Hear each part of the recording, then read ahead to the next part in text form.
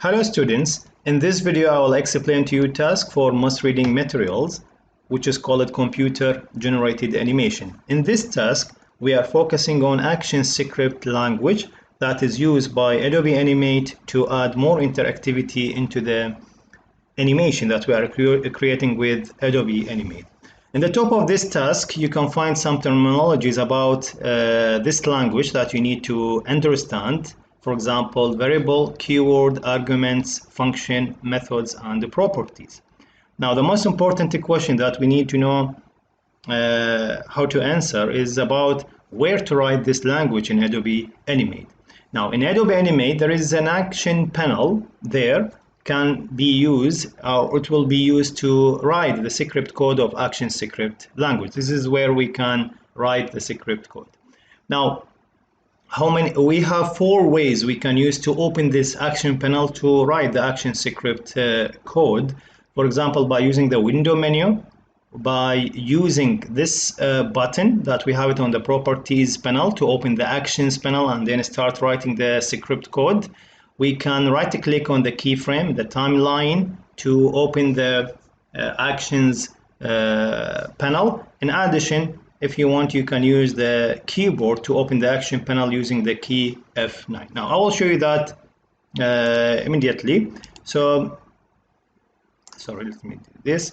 Now, this is the, for example, animation file I have. If I want to open the actions panel to start writing action script code, I can go to the window, I select actions. So this is the action panel that we are talking about.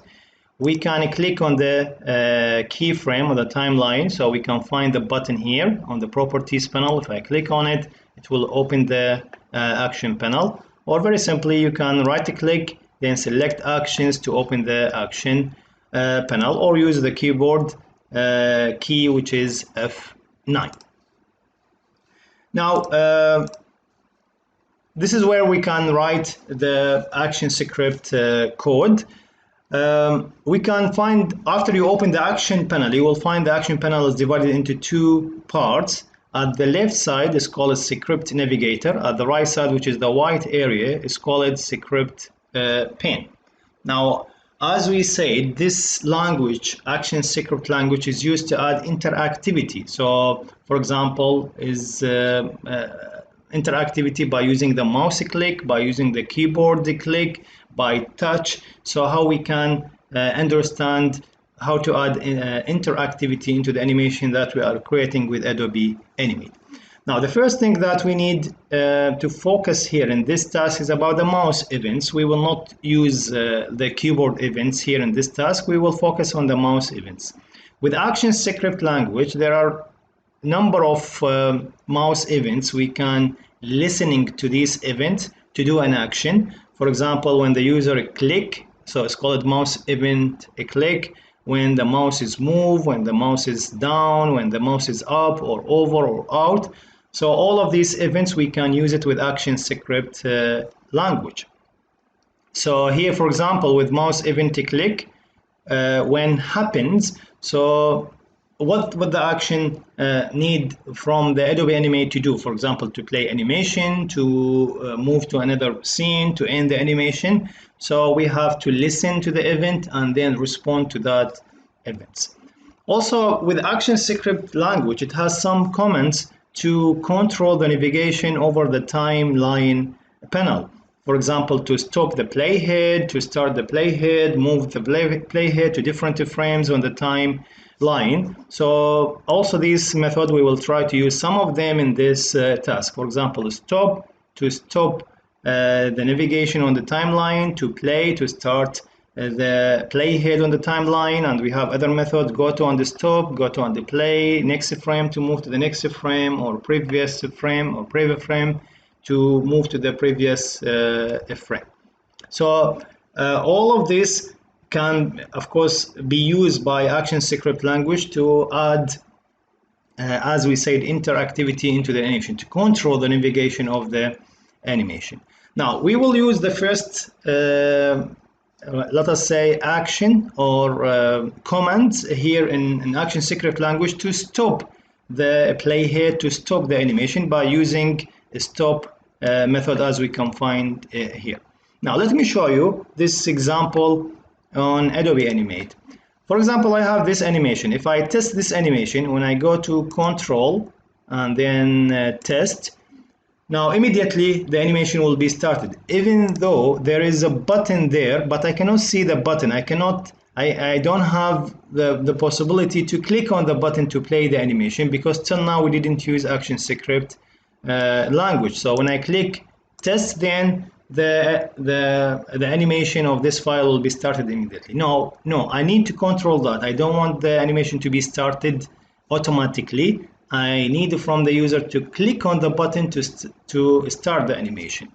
Now we need to add action into this file to stop the animation. Okay, stop, then the user click on the button. How to do that? As discussed in task 4, we need to create a new layer. We will call it actions. Then here in the first frame of this layer actions, I will open the actions panel window, actions. Then I will write here a stop command. This is stop command in ActionScript. The stop, that means don't play the other frames. Stop at frame number 1. Why? Because I wrote this code here in frame number 1. That means stop here. Look now, when I close this action panel, go to the control and test. So the animation will not be played, because when I start testing the animation, it will stop at frame number 1. Now the user should click on this button, but now when I click, nothing will happen, because I need to add more ActionScript code to add interactivity to the button to play the animation. So this is what will be discussed here, how to add events or event handler and event listener into the animation, into the file, to add interactivity into the animation. Now for the animate event model, there are 3 main components that we need to understand: the event listeners, event handlers, and event dispatchers, or sometimes it's called broadcasters. Now about the event listener, this is what we call it a special method used by other object to detect when event has occurred. For example, when the click on the button occurred, when the user press a key, when the user move the mouse. So is listening to these events. I need to add listener to the object to listen to these events. If this event happened, then we need to add something is called event handler, that of course is listening, and then the action from the Adobe Animate to be taken when the event is happened. So 2 things we need to do. We need to add event listener to listen to the events such as mouse click, mouse down, mouse move.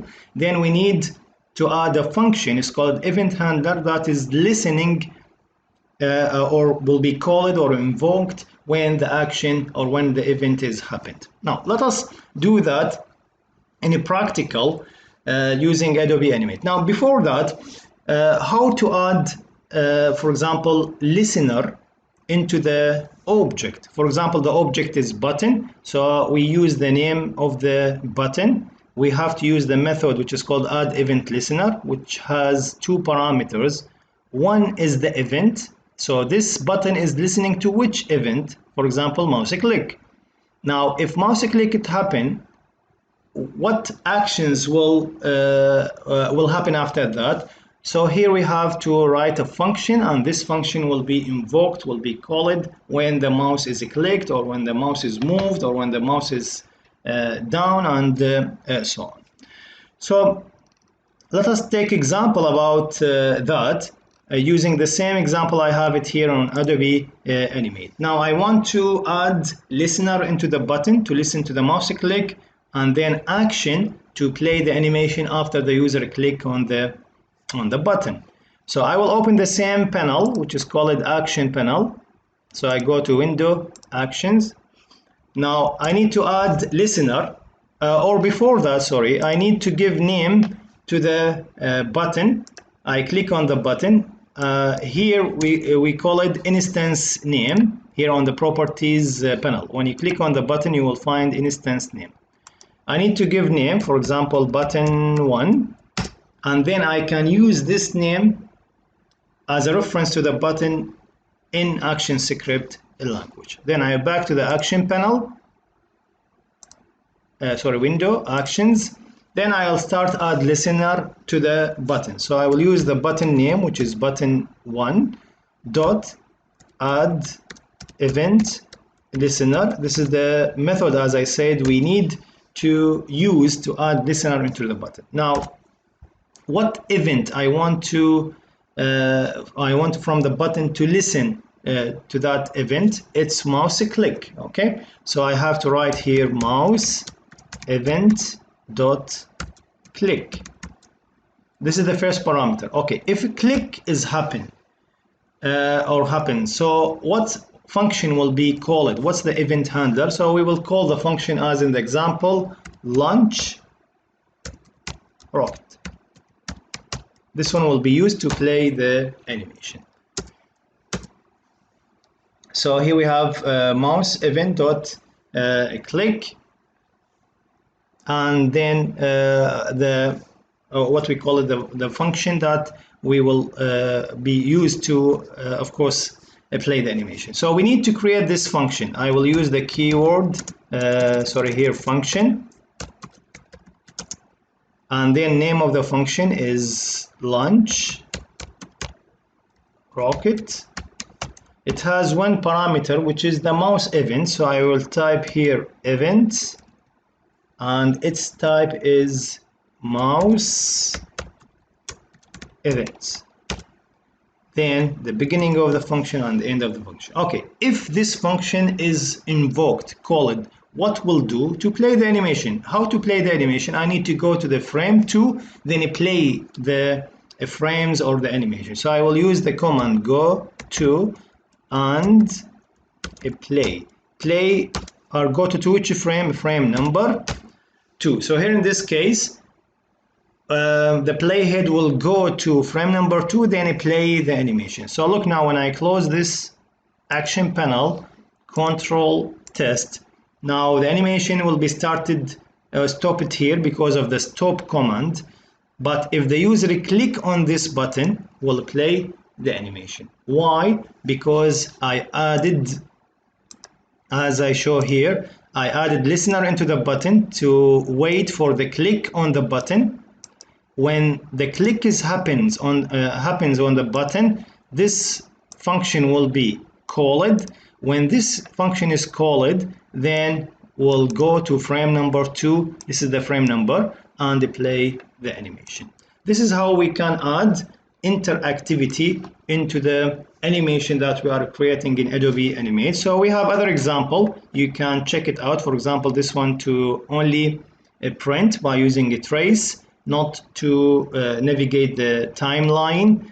And this one is, for example, is using go to and stop. So go to from frame number 10 and stop there. Don't play, for example, animation or do any other actions.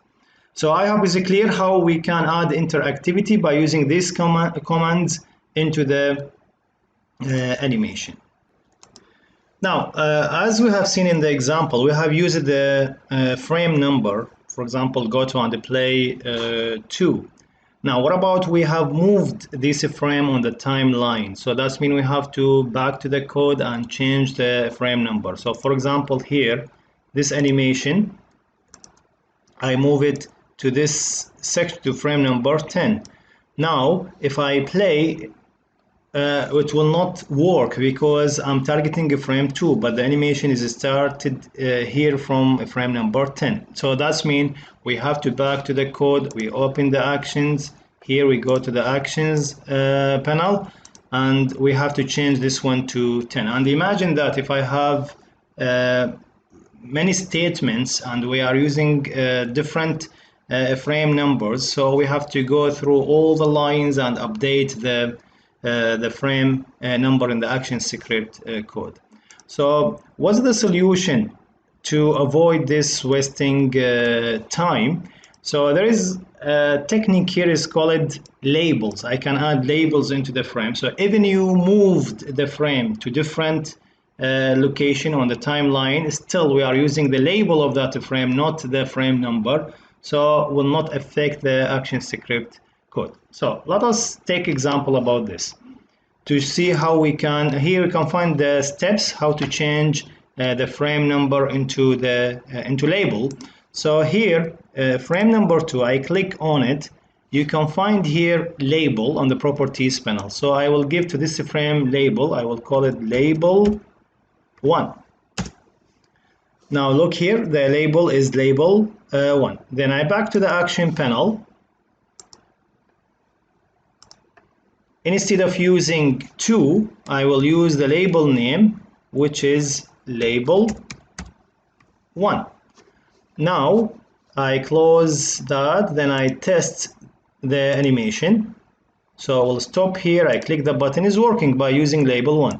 So if I move my animation into frame number 20, do I need to change anything here? No, because I'm using the as we can find here, I'm using the label name, not the frame number. So still the label is there, which is label 1. So look, when I test the animation again, I click the button, the animation is working. Even I moved the animation to different frame on the time line. So this is the concept behind using labels on keyframe. To avoid this problem is to use a frame label instead of fixed frame number. So I hope it's clear about how to create a label and how to use it with the ActionScript code.